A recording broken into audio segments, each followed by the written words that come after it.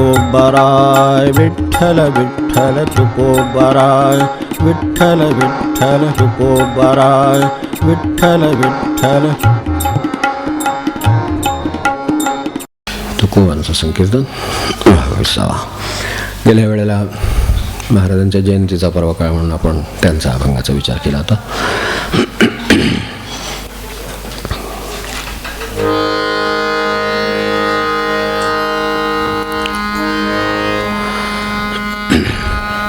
सर्वसामान्य माणसाच्या किंवा त्या अर्थाने बघितलं आपल्याला माहिती नसतं म्हणून म्हणायचं, मोठ्या माणसांच्या सुद्धा आयुष्यात प्रसंग येणं, संकट येणं आणि त्यामुळं जीवाची कासावीस होणं हा अगदी नेहमीचा अनुभव आहे. कशातही कुठेही घरी दारी बाहेर ऑफिस शेतीवाडी काही असो कुठेतरी हे असं होतं. आणि संकट ही गोष्टच अशी आहे की ती नाही असं दिवस जवळजवळ नाही, तसं काळजीला सुट्टीचा दिवस नाही.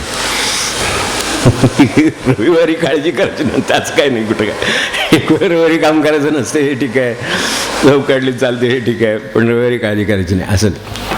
रविवारी आपल्याला कसा घालावा याची सुद्धा काळजी लागू शकते. आणि नवीनच एखाद्या वेळा सकाळी उठून सकट उभं राहतं की काय असं वाटतं, कोणातरी फोन येतो, आज आम्ही निवांत आहोत, आलं कल्याण आहे ना. म्हणजे बाहेर पडायच्या आधीच फोन आल्यामुळे आता आहे ना नाही म्हणता येत नाही. लँडलाईनवर फोन आला असेल तर काय करणार, मोबाईलवर सांगता तर येते आम्ही आता सध्या साताऱ्याच्या बाहेर आहोत काहीतरी म्हणता तर येते. पण असं जर लँडलाईन आलं नेमका घेतला आपण आणि सकाळी जर 8 वाजता हे कळलं तर आपला 10 पासूनचा प्लॅन फसलाच की सगळ्यात. त्यामुळं कसं संकट येऊन उभं राहील आणि काय आपल्याला सामोरं जावं लागेल. आणि मग आता ती सगळा दिवस जाणार ह्याच्यात ती यायच्या आधीचे जे 8 ते 10 वेळ आहे तर सगळं आपण कसं ठरवलं होतं, काय ठरवलं होतं आणि कसं ते पार पडत नाही. दरवेळेला असं काहीतरी होतं. बरेच वेळेला तुझ्याकडच्या माणसांच्यामुळे वगैरे म्हणजे जे काय एकमेकात असेल ते कधी आपल्या कधी आणि कोणाच्या काय जसं जसं सेटअप असेल ज्याचा त्याचा तसे त्याच्याविषयी सगळं आपल्याला अस्वस्थता पुढे राहते. मग ते त्यामुळं अगदी काही आता हे साधे झाले म्हणून कसं आता सगळा रविवार जाणार, पुन्हा आपण बाहेर जाऊन आपल्याला आज सुट्टी घेणार होतो जरा काहीतरी विसावा मिळावा म्हणून ते बाजूलाच राहिले. आता ह्यांची सगळी उस्तवार करायला लागणार. बरं ते म्हणणार आम्ही कधी नाही ते तुमच्याकडे आलो म्हणजे आलंच तेवढे थोडक्यात सगळं करणं आलं आता सगळं. तर अशी वेळ आपल्यावर येते हा आपल्याला अनुभव आहे.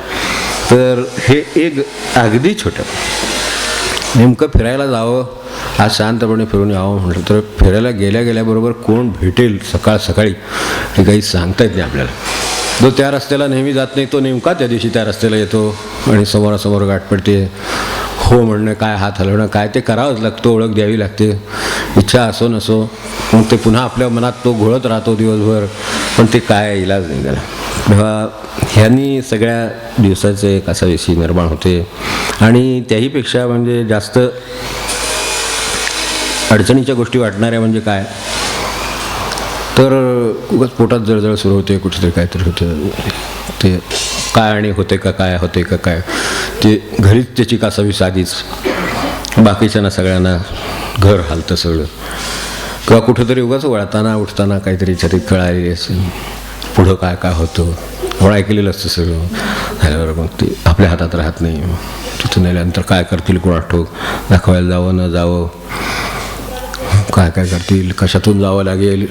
एकदा ECG म्हटलं की पुढचं सगळं दिसायला लागतं. आपल्यालाच ECG दिसायला लागल्यासारखं सगळं पुढचं ग्राफीतून सुटतो, प्लास्टिकतून सुटतोय का आणि कशात जातोय आता जाऊन अडकतोय म्हणजे काही नाही. थोड्या वेळानं कळपण कमी होते, गेल्यावर ते सांगतात अहो काही नाही आहे म्हणजे असं म्हणल्यानंतर आहेत असं पण चांगले लोक जगामध्ये आहेत, प्रामाणिकपणे सांगतात, खरंच सांगतात. तुमचा विश्वास नसेल तर आता काय करणार, पण आहेत सांगतात आणि पाठवतात. काही नाही आहे, काय पित्त झालं होतं जरा झालं असेल बरं काय असेल, गॅसेस असतील काहीतरी घ्या, काहीतरी कुठलं तरी इकडे गॅसची गोळी वगैरे देतात वगैरे असं पण होऊ शकतं. तेव्हा पण ते होईपर्यंत आणि घरी आल्यावर गोळी घेतल्यावर सुद्धा वाटत राहतं काही नसेल ना, ह्यांना बरोबर कळलं असेल ना समजा काय सांगता येत नाही हो. डायग्नोसिस बरोबर झालं असं म्हणजे रात्री पळायची वेळेची परत ते ह्यांना कळलं असेल की नाही, असं पुन्हा एक परत शंका, पुन्हा जीव कासावीस होतो. तेव्हा हे सगळं एक प्रकारे बरं, काही ना दुसऱ्यांचे आजार बघूनच इकडं आहे झालं. त्याला सावरावं का ह्याला सावरावं असं होऊन बसते. त्यांचा आजारच बघत नाही. त्यांचा आजार बघितला तरी ह्यांना इकडं त्यांच्यापेक्षा जास्त आजारी पडल्यासारखी यांची अवस्था होते आणि त्यांना सावरायची वेळ होती. का असावी होण्याची प्रसंग कशाने येईल आणि संकट काय उभं असेल. संकट कशातून म्हणजे संकटासह वेश घेऊन येणारी संकट आहेत. ती दिसतात चांगली, वाटतात तशी, पण ती प्रत्यक्षात संकट असतील की काय असं तर त्यात म्हणजे अगदी आपल्याकडे आपण अक्षर टाकताना सुद्धा सावधानच म्हणतो शेवटी. आता काय सांगा म्हणजे त्यात आता वास्तविक मंगलाष्टक आहे, पण ते म्हणल्या खरं मंगलच की आता मंगल होतंय तुमचं, तर जरा सावधान राहा. खरं जर गद्य अनुवाद करायचं ठरवलं आपल्याकडे ते ह्याच्यात असतं ना की ह्याचं पॅराफ्रेज करत असं तशा तऱ्हेचं जर काही असतं तर आपलं सर्वांचे आता हे पुढे म्हणजे आपलं सर्वांचं म्हणणं की त्या ज्याचं कोणाचं चाललं आहे बिचारा, तर त्याचं जे काय असेल कोण बिचारी म्हणा काय असेल ते, तर तुमचं मंगल होतं आहे सावधान. आता असं जर ह्या शब्दात बजावणं बरोबर वाटत नाही म्हणून जरा आऊ करून ते म्हणायचं जे काय कळत नाही त्याला संकट काय वाढून ठेवलं अशी पण मजा असते सगळी संकटांची. मग नंतरची कासाविषयी आपल्याला माहिती आहे.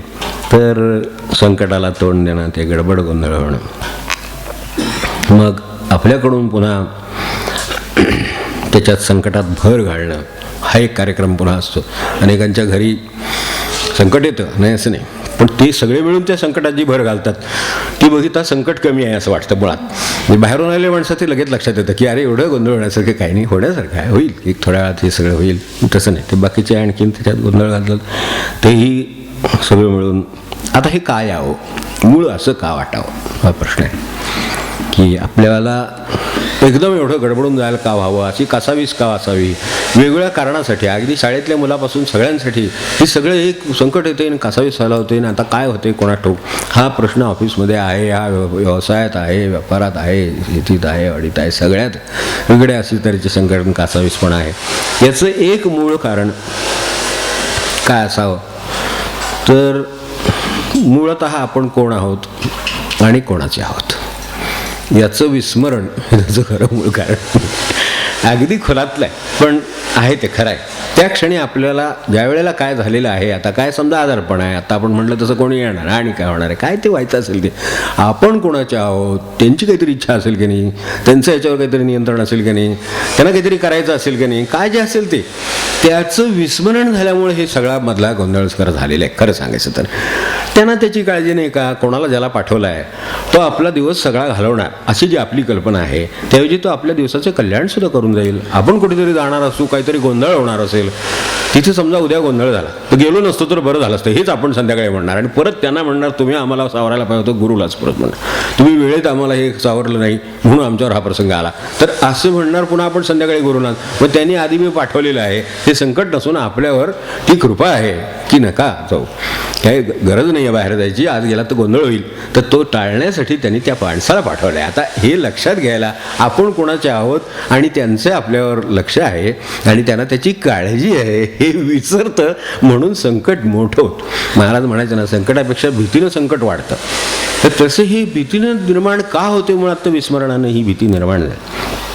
का लागेल, अंबुराव महाराज आता इथे आपल्याकडे अव्यक्त संत स्मरण आपण जे करतो त्यामध्ये अंबुराव महाराजांचं स्मरण नेहमी करतो. गुरुदेव आले की अंबराव आले, हे आले की निंबर्गी महाराज आले की अंबराव आले, हे सगळं आपल्याला माहिती आहे. त्यांना एकदा ते इंचगिरीला जिथं राहत तिथं त्यांची धोतरत होईत असत. त्यांच्याकडं तिचे परिवार सगळा तिथे बाकीचा सेवेला असे तर ते धोतरत होईत असत. त्या धोतरत धुणाऱ्या माणसाला तो महारोगी होता. त्या काळातले महारोग म्हणजे आपल्याला माहिती आहे. तर तशा तऱ्हेचा तो रोगी होता. तर ते आणि दुसरं अंबरावांच्या याच्यातलं महाराजांच्यातलं एक काय होतं, हे गावोगावी ह्या सप्ताहासाठी फिरत असत सतत.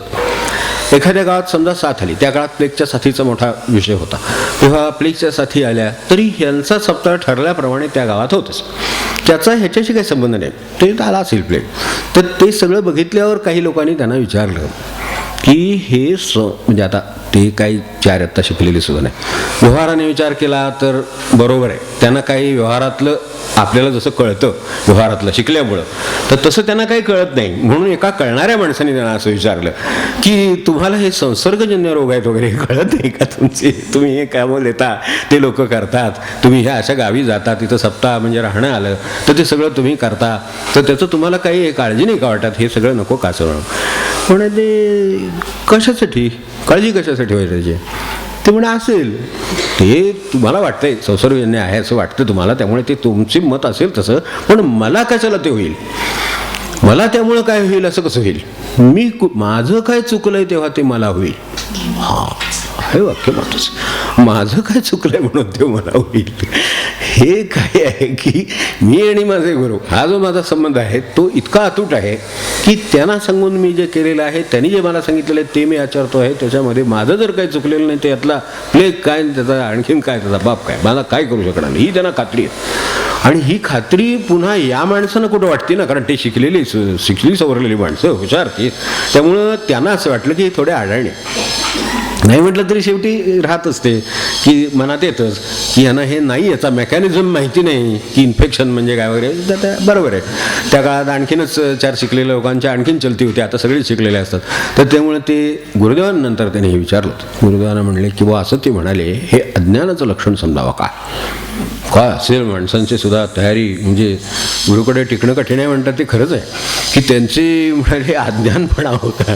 म्हणजे अज्ञान, ते म्हटले त्यांच्याकडे एवढी निस्संदेहता आहे की माझं काय चुकलं असेल ह्याची त्यांना, माझं काहीही चुकलेलं नाही आणि गुरुनी मला जे सांगितले ते मी करतो आहे. कारण त्यांच्या गुरुनी म्हणजे ह्या दोघांच्याही गुरुनी निंबार्की महाराजांनी सांगून ठेवलं तुमची चूक झाल्याशिवाय काटासुद्धा मोडणं शक्य नाही, असं त्यांचं वचन आहे. आपल्याला माहिती बौद्धसुधामध्ये वचन आहे निंबार्की महाराजाबरोबर बौद्ध वचन, त्याच्यात आहे ते की काटासुद्धा मोडणार नाही. मग काटासुद्धा मोडणार नाही तर ह्याचं काय होणार आहे याची त्यांना इतकी खात्री आहे. हे अत्यंत उच्च पातळीवरचं त्यांचं आकलन आणि त्यांच्या स्वतःच्या त्यांच्या राहण्याची किंवा वागण्याची त्यांची स्वतःच्या परीक्षेची खात्री आहे म्हणली ती.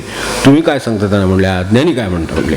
असं गुरुदेवांनी त्या माणसानं, आता गुरुदेव झापणार आहे ते म्हणून बरं झालं हे सगळं, म्हणजे कारण ते विद्वान होते म्हणजे त्यांचं ऐकतील निदान, तेव्हा त्यांनी हे सांगितलं. याच्यावरनं त्यांना ह्या संकट गडबड गोंधळ, आपला विषय तोच आला, संकट गडबड गोंधळ त्या गावात जायचंय जिथे साथ आहे अशा गावात आपण जावं हे करावं, ही त्यांना शंका आली नाही त्याची. काय आपलं काम काय आहे हे आपल्याला परमार्थ प्रसार सांगितलं, तो आपल्याला काम आहे, त्यासाठी आपण जातोय. आपलं सांभाळणं ज्याचं काम आहे तो पाहिल, त्याचं काय करायचं ते तिथे ते नेमलं आहे ना, तो सप्ताह आहे ना, मग आता आपलं दासबोध पोथी काय त्यांचं चाललं असेल ते त्याप्रमाणे चालणार, त्याच्याशी याचा काय संबंध नाही, आपल्याला काही होणार नाही. ही जी खात्री आहे ती खात्री कशाच्यामुळे त्यांना आली आणि ती जगून दाखवली. आणि आपल्याला अडचण काय आहे ते त्याच्यातून आपल्याला घ्यावं, ह्याच्यासाठी तुकोबांचा हा प्रसिद्ध अभंग आहे. आणि अर्थाने आणि बाजूनी सगळ्या बाजूनी लक्षात ठेवा असं आहे. देव सखा जरी जग अवघे कृपा करी, देव सखा जरी जग अवघे कृपा करी, देव सखा जरी जग अवघे कृपा करी, देव सखा जरी जग अवघे कृपा करी. असा असोनी अनुभव कासा विष होती जीव, असा असोनी अनुभव कासा विष होती जीव, देव सखा जरी जग अवघे कृपा करी, देव सखा जरी जग अवघे कृपा करी, देव सखा जरी जग अवघे कृपा करी. देवाची जतन दया बाधू न शके अग्न, देवाची जतन दया बाधू न शके अग्न, देव सखा जरी अवघे कृपा करी, देव सखा जरी जग अवघे कृपा करी, देव सखा जरी जग अवघे कृपा करी, देव सखा जरी जग अवघे कृपा करी. जग अवघे कृपा करी. ती साथीवरनं निघालं, इन्फेक्शनवरनं निघालं, ते जगातच मोडतं ना सगळं. कुठले तरी आहेत जीवाणू आहेत, हे आहेत. मग इथं किती गोष्टी अशा, जाप पाणी आहे, विषारी आहे, ही जनावरं आहेत, ही आहेत, चावे आहेत, काय असंख्य गोष्टी आहेत. हे सगळं करणारं हे जगच आहे शेवटी. आणि मनुष्य जग म्हणजे केवळ मनुष्यच असं समजायचं कारण नाही, सगळ्या पंचमहाभूतांपासून. म्हणून याच्यात बुद्ध उल्लेख केला, देवाची जतन तया बाधू न शक्य अग्न तुका म्हणे आरी प्रल्हादासाठी यत्न करी. हे प्रल्हादासी यत्न करी तो का, तर आपल्याला ती गोष्ट माहिती आहे म्हणून त्यांनी शेवटच्या ओळीमध्ये प्रल्हादाचा उल्लेख केला. देवा तुका म्हणे हरी प्रल्हादासी यत्न करी.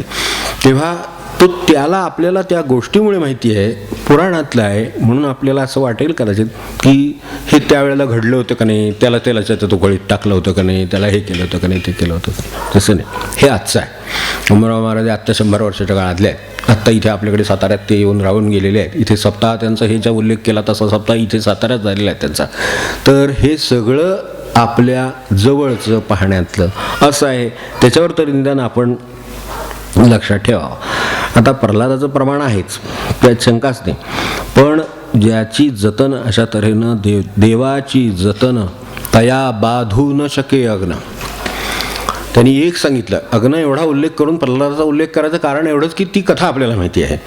त्याला बाकीच्या कोणकोणत्या प्रकारे शस्त्राने सगळ्यांनी काय काय करून त्याला त्रास द्यायचा किंवा त्याला नष्ट करायचा प्रयत्न केला का, तर ह्याच्या ढाचं देवाचं नाव काय हा सोडत नाही, एवढ्यासाठी नष्ट करायचा प्रयत्न केला. पण देवाची जतन तया बाधू न शके. आता अग्न एवढं म्हटलं, पण जग अवघे त्यात अग्न एक आला. वायू नाही आहे का, पाणी नाही आहे का, पृथ्वी नाही आहे का, आणि कुणी काय बाजूचं हे वातावरण हवामान नाही आहे का, झाडं पेडं नाही आहेत का, काहीही यातलं काहीही म्हणजे जग. ते अवघे कृपा करी म्हणजे ते सांभाळ करतं त्याचा. ज्याचा देव सखा आहे त्याला ह्या जगाच्या कशाही गोष्टीची या अर्थाने काळजी कासाविषयी बाळगायचं कारण नाही, भय बाळगायचं कारण नाही. ते त्याचा सांभाळ करणार.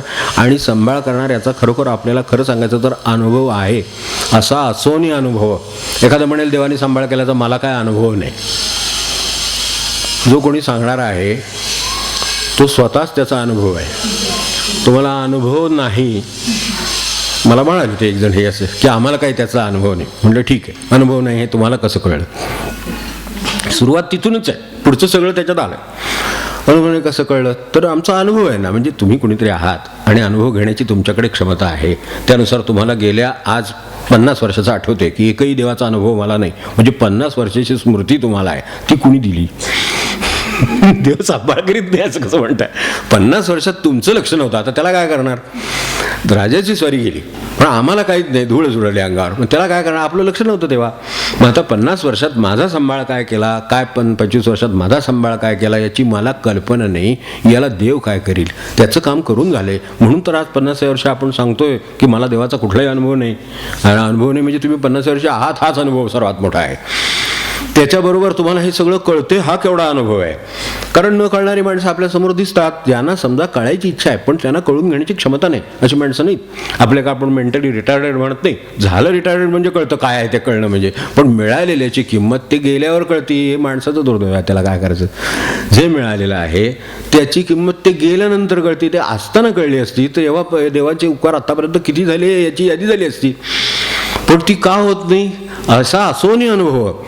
ज्या वेळेला तुकोबा म्हणतात असा अनुभव आहे, त्या अर्थी तो अनुभव ते आहे म्हणतात म्हणजे आहेच, त्याबद्दल शंकाच नाही आपल्याला. प्रत्येकाला आता त्याची जाणीव.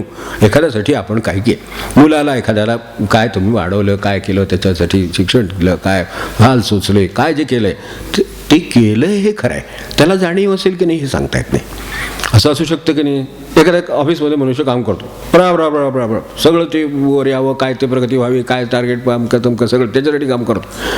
आता ते त्यांनी केलेलं आहे ते आहेच, फक्त आता त्यांना त्याची जाणीव नाही, त्यांनी त्याचं काही समजा चीज केलं नसेल किंवा काय त्याला शाबासकी दिली नसेल, काय इन्क्रिमेंट दिलं नसेल, प्रमोशन दिलं नसेल, काय तो त्यांची बाजू आहे.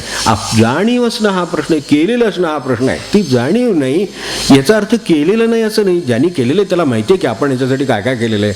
जसं आईवडिलांना माहिती आहे की आपण मुलासाठी काय केलेलं आहे, तर देवाला माहिती आहे की आपण त्याच्यासाठी काय केलं आहे. आपल्याला ते माहीत नाही हे आपलं दुर्दैव आहे, किंवा माहीत करून घेण्याची विद्या कळली नाही हे आपलं दुर्दैव आहे की अरे देवाने आपल्याला काय काय सांभाळलं कधी हे सुद्धा कळत नाही.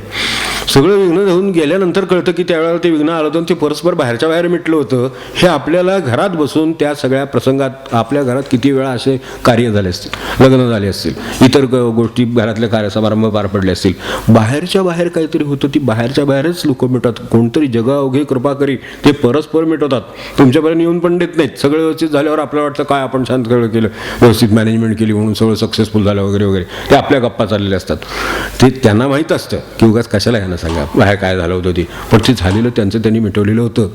हे आपण देवाचे सखे आहोत हे लक्षात ठेवून देवाने त्यांना बुद्धी देऊन ते सगळं परस्पर मिटवून त्यांना त्रास नाही येऊ देता सगळं पार पाडलेलं आहे. याची कल्पना आम्हाला येत नाही, याला ते आपलं दुर्दैव आहे, ते त्यांची काय चूक आहे.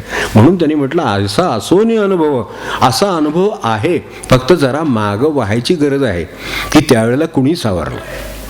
परवा जसं म्हटलं की अपघाताच्या वेळेला त्यांनी अपघात झाला असता पण त्यांनी गाडी बाजूला घेतली म्हणून तो टळला. आपण मी तर मागे आपल्याला पूर्वीसुद्धा म्हटलं आहे की गाडी चालवली त्यावेळेला मला नेहमी वाटायचं आपण नमस्कार करून निघालो, आल्यावर परत नमस्कार केला. आल्यावर एवढंच सांगितलं बाबा सगळ्यांना तुम्ही चांगली बुद्धी दिलीत, माझी बुद्धी टिकवलीत म्हणून मी सुखरूप परत आलो. कारण नुसतं माझ्या बुद्धीवर पण ते अवलंबून नाही, इतर एवढे हजारो लोक वाटेत पास झाले, त्यांच्या बुद्धीचं काय करायचं. त्यांना त्यावेळेला काही झालं, काय त्यांना समजा काय समजा काय खाण्यापिण्यात हे कमी जास्त झालं असेल, काय ना चक्कर आलं असेल आणि काय झालं असेल, काय जे झालं ते समजा जर त्यांना काय झालं असतं मी जवळ असतो, माझी काही चूक नाही, तर ते अंगावर आलेच असते ना. काय व्हायचं ते नुकसान झालंच असतं ना, हातपाय मोडला असता, तो माझा मोडला नाही. म्हणजे त्यांना सगळ्यांना तुम्ही माझ्यासाठी सांभाळून मला घरी आणलं म्हणून नमस्कार. नुसतंच मी काय चालवलं म्हणून आलो असं नव्हे, त्या सगळ्यांनी पण व्यवस्थित चालवलं म्हणून आज मी सुखरूप घरी आहे. याचं भान रोज विचार केला तर ढीक साठेल. आपल्याला अक्षरशः हा अनुभव परमेश्वराचा इतक्या ठिकाणी आहे की तो अनुभवच अनुभव आहे. खरं सांगायचं तर रोज नित्य नवा दिस जागृतीचा, तसा नित्य नवा दिस अनुभवाचा, असं रोज आहे. खरं म्हणजे मुलं काही वेळेला आता ही लहान मुलं काहीतरी करत असतात उद्योग, तिथे काहीतरी गोंधळ होतो, ते तिथलाच मनुष्य तिथे पुढे पटकन होतो, आपल्याला माहीत पण नसतं तिथे तर सगळं काय केलं उद्योग सगळा निस्तरून ते आणून चल तुमचं आहे का, हो तुमचं घ्या, ते गेला पण निघून. त्यांनी काय तिथं केलं होतं, काय पडलं होतं, ते काय लागलं होतं, त्याला काय झालं, सगळं ते निस्तरून आणून दिलेलं असतं. आणि खरोखर सांगायचं तर आपली मुलासारखी जावं ते सगळं निस्तरून आणून आपल्या घरी सुखरूप देतात महाराज. हेच खरं आहे. काय जे असेल ते त्यांचं काम चालू आहे, फक्त आपलं त्या कामाकडे लक्ष नाही. आणि ते जर एकदा गेलं तर कासावीस व्हायचं काही कारण नाही, आपल्याला काही होणार नाही. हो, ज्याचं आत्तापर्यंत आपल्याला काही होऊ दिलं नाही ते आधी लक्षात घेतलं पाहिजे. समजा होणारच आहे, कल्पना करू काहीतरी मला होणार आहे, इतकी वर्ष मला ते झालं नाही ना, ते कोणाच्या तरी कृपेनंच झालं नाही. हे व्हायचं ते आज व्हायचं ते काल पण होऊ शकतं, ते 10 वर्षापूर्वी पण होऊ शकतं. ते 10 वर्षापूर्वी झालं नाही याची कृपा लक्षात ठेवू का आज काय होणार आहे की काय असं वाटतंय ते लक्षात ठेवू. आज होणार आहे काय, आज काय असेल ते होणार असेल ते होणार असेल. आजपर्यंत ज्याने मला काही होऊ दिलं नाही त्याचे उपकार पहिल्यांदा, त्याची जर स्मरण ठेवलं तर आजचा दिवस तोच सांभाळणार आहे. जर समजा काही मला होतं काहीतरी होणार आहे असं वाटतंय, ते जे काय होणार आहे ते आजपर्यंत ज्यांनी आज 5-50 वर्ष सांभाळलेले त्याच्या काय आटोक्याबाहेर नाही. त्याला काय करायचं तो करेल की जीव शांत झाला, स्मरण झालं की जीव शांत झाला, विस्मरण झालं की जीव कासावीस झाला. इतकं सोपं आहे. तर ते लक्षात यावं म्हणून म्हणता ऐसा असोनी अनुभव कासावीस होती जीव. आणि असतं म्हणजे त्यांचं लक्ष आणि त्याचं परिणाम म्हणजे आपल्या इथं देव सखा जरी तेच गुरु सखा जरी आहे. आपल्याकडे देव ते म्हटलंच आहे, देव सारावे परते संत पूजावे आरते. तसे संत हे जे सद्गुरू आहेत ते सगळे सांभाळणारे बाबा महाराजांचा विषय म्हणजे आठवण सांगतो. बाबा महाराज एकदा बरोबरच्या सगळ्या मंडळींना घेऊन ह्या यात्रेला गेले होते. त्यावेळेला आपल्या गाणगापूरला गेले. त्या भीमेच्या काठी पाणी होतं, कार्तिकातले नुकते दिवस होते, नुकताच पावसाळ्याचं हे संपलेलं, त्यामुळं जरा नदीला पाणी जास्त. तर तिथं बाजूला बसले होते, नदीच्या काठावर सगळी बाकीची बसली होती. आणि त्या घाटावरनं त्यांचं असं बाकीच्यांचं ठरलं की आपण या तो सतीचा कट्टा आहे तिथून खाली उतरू आणि जाऊन प्रत्येकाने स्नान करून यावं, नंतर मग पुढचं काय दर्शन वगैरे काय असेल ते सगळं करायचं असं त्यांचं ठरलं. तेव्हा घाटावरून बाकीची मंडळी उतरली आणि हे जे ग्रस्त होते, देशपांडे म्हणून ग्रस्त जे होते, ते त्यांना नमस्कार करून आंघोळ करून यावे म्हणून नमस्कार करायला म्हणून गेले. तोपर्यंत त्यांना खूण केली, या म्हणले इथून ते पलीकडच्या तीरावरची वाळू आणून द्या म्हणले मला. आता पाणी पुरुषभरपेक्षा जास्त नदीत. तिथं थोडं गेलं की वाळू संपतीच, चिखलाचे पुढे सगळं प्रांत सुरू होतो. तर त्यात एकदा रुतलं तर आपल्याला येणार नाही. ह्यांना सगळं आठवायला लागलं, सगळं डोळ्यासमोर. एक आपल्याला पोहायला येत नाही, ह्यांना स्वतःला ह्याचा त्रास होता, म्हणजे मुळात त्रास होता तो ह्याचा क्लॅन्सचा होता आणि त्यांचं ऑपरेशन पण झालं होतं. आपल्याकडे लहानपणी टॉन्सिल्सचे वगैरे ऑपरेशन करतात, तसं टॉन्सिल्सचं ऑपरेशन झालं. त्यात श्वासाचा त्रास, ते सगळ्यामुळं लहानपणापासून आईने सुद्धा कधी पोहायला सोडलं नाही, शिकवलं नाही, त्यामुळे पोहायला येत नाही. आणि हे म्हणतात पलीकडच्या तीरावरची वाळू घेऊन ये. आता हे आलं, कुठं आलं सगळं. आता बरं आईला विचारायला म्हणले एकच मार्ग आहे. त्यानं म्हणले बरं ठीक आहे, पण आतनं धाकधूक होती की ह्यात आपण पाण्यात शिरलो आणि जर समजा हे आपल्याला बरं त्यावेळेला त्या पाण्याला ओढ होते, कारण पाणी भरपूर. आणि बरोबर ते सगळं बघूनच त्यांनी सांगितलं होतं काय सांगायचं ते. तर ते आईकडे गेले. आई म्हणाली अरे ते गमतीन म्हणाले असतील रावसाहेब, असं म्हणजे त्यांनी थोडंसं ते असं पण घेतलं तसंही घेतलं. म्हणले ह्याच्यावरच भागला, हा नाही गेला तर टळलं. गमतीन म्हणाले असतील म्हणून त्यांनी बाजूला जे दुसरे काळे म्हणून त्यांच्याबरोबर कायम असायची त्यांना म्हणले व असं म्हणते आणि आई काही सोडेल असं वाटत नाही आहे. आईचं ना आई म्हणाली तुला पोहायला येत नाही, तू काय पाण्यात जाऊन पलीकडे जाऊन असल्या ओढीच्या पाण्यात ते वाळू काय आणतो. म्हणून ती त्यांना नाही म्हणणार हे उघडच होतं. म्हणजे आईचं नाही म्हणणं आणि दुसऱ्या बाजूला गुरूंचं जाऊन घेऊन ये म्हणणं. आता काय करावं, तर ते काळ्यानं विचारायला गेले की बुवा असं ते म्हणतात, हे तर म्हणतात तिकडे जाऊन या म्हणून. आपण गुरुची आज्ञा पाळावी म्हटले. यांनी सांगितलं त्याला त्याची काळजी आहे. तर म्हणले आईचं काय करायचं. म्हणले आईच्यासाठी मी तुमच्या बरोबर येतो, मी काय करणार नाही, पण आईला काळजी राहणार नाही, त्यामुळे मी तुमच्या बरोबर येतो. कारण त्यांनी काही बरोबर कोणाला नेऊ नका असं काय सांगितलेलं नाही, तर आपण तेवढं करू शकतो म्हणले. पण त्यांची आज्ञा मिळू नका, कारण ते त्यांना मलाही काही येतं असं नाही, पण तुमच्या बरोबर यायला मी तयार आहे, जवळ राहतो बाजूला, पण आपण जाऊया. आणि हे चालत पोहायला येत नसल्यामुळं पोहायचा प्रश्न नाही, नदीत नुसतंच शिरायचं. ते नदीत शिरल्याबरोबर 4-5 फूट गेले. एक 5-6 फुटाला त्यांना गाळ लागायला लागला, तो हाती संपली आणि पाणी वाढलं आणि ते आलं खातीपर्यंत पाणी. तर त्यांना वाटलं की आता ह्याच्या पुढचं हे आत्ताच जर असं झालं तर हे सगळं ओलांडून पात्र रुंद आहे, तर रुंद पात्रातनं तिथंपर्यंत जायचं आणि ती वाळू घेऊन यायची. ह्याच्या पुढच्या माझ्या 2-4 फुटाची सुद्धा गॅरंटी नाही आता, कारण ह्याच्या पुढे चालायला आलं तर पाय रुतायला लागला. म्हणून त्यांनी सहज मागे बघितलं. तेव्हा ते काठावर बसून घाटावर त्या शांतपणे ह्यांच्यावर एकाग्र दृष्टी करून बसलेले होते. ते बघितलं, म्हटले यांचं लक्ष आहे, आपल्याला पळता पण येणार नाही आणि लक्ष पण आहे, दोन्ही गोष्टी आहेत. तर त्यांचं आपल्याकडे तिथून बारीक लक्ष आहे. तर त्यांची जर नजर आपल्यावर असेल तर त्यांनी जे सांगितलेलं आहे ते जर आपण करतो आहोत तर आपल्याला काळजी करायचं कारण नाही. पण लटपटतं मनुष्य, अशा वेळेला पाय लटपटतात, ही गोष्ट खरी. पण लटपटत असले तरी चाल धरा, अजून एक पाऊल टाकून बघूया काय होते. हे मागं बघतायत ना आपल्याकडे, मग आपण अजून एक पाऊल टाकून बघू, पुन्हा बघायचं, पुन्हा एकदा बघू, पुन्हा आहे बघतायत, अजून बघतायत, अजून एक पाऊल टाकल्यावर पाणी आणखीन वर आलं. ते त्यांच्या पाणी इथे आलं आणि ते त्यांना नाकातोंडात जाणार ही जी भीती होती, ते पाणी तोंडापर्यंत, तोंड बंद ठेवायचं, ते पाणी तोंडाच्या त्या ओठापर्यंत आलं. तिथून पुढे गेले, अजून पण पाहिलं पाणी ओठापर्यंत, तिथून पुढे गेले पाणी ओठापर्यंत. आणि बाजूला दिसत होतं पाणी वर आहे, पुरुष वर उंचीचं पाणी आहे, ते वर कसं जात नाही, ते जात नाही आहे ना, आपण पुढे जात राहायचं. त्याप्रमाणे पुढे जात राहिले. शेवटपर्यंत त्या पाण्याने काही त्यांच्या तोंडाची रेषा ओलांडली नाही.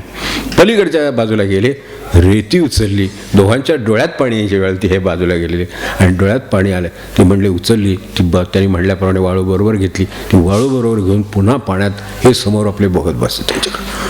एकटक नजर, त्यांचं ते आत्मरूपी ध्यान अखंडित तसंच असायचं, तर ते नजर लावून बसलेले होते. पुन्हा हात समोर, पुन्हा आपलं पाणी याच्यापर्यंत येते, वर काही येत नाही. तिथून बाहेर आले आणि इकडं आल्याबरोबर पाय लटपटत होते. बाहेर आलो पण विश्वास बसत नाही अशी अवस्था होती. ती सगळी वाळू त्यांच्या ते हातात ठेवली. म्हणले हे काय आहे, विवेक वैराग्याची वाळू आहे म्हणले, आमच्यासुद्धा मस्तकाला लावा म्हणले. आणि म्हणले आता थोडी तुमच्याकडे ठेवा, आईला थोडी द्या, पुढी करून नंतर काळ्यांना द्या, यांना द्या, सगळ्यांना द्या म्हणले. विवेक वैराग्याची वाळू आहे. देव सखा जरी अवघे जग कृपा करी. ते जे पाणी आहे ते कृपा केल्याशिवाय राहील काय? यांचा सखा देव आहे आणि तो त्यांच्याकडे बघतो आहे. अशा क्षणी काय निसर्गाची हिंमत आहे की तो ते ओलांडील, ती रेषा ओलांडील. आपल्याला वाटतं कृष्णाचं, पण आज घडलेल्या ह्या गाणगापूरचं काय करायचं? तो आजचा अनुभव आहे.